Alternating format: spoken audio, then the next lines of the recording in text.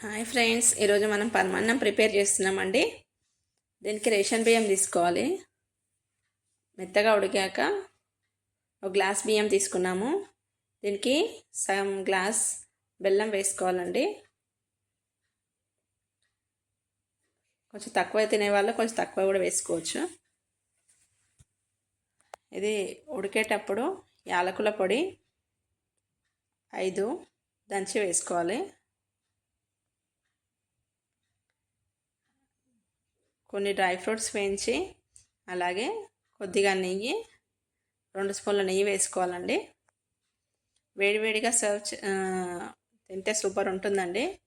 ఇది ఈరోజు దేవునికి సమర్పిస్తున్నాము ప్రసాదం లాగా.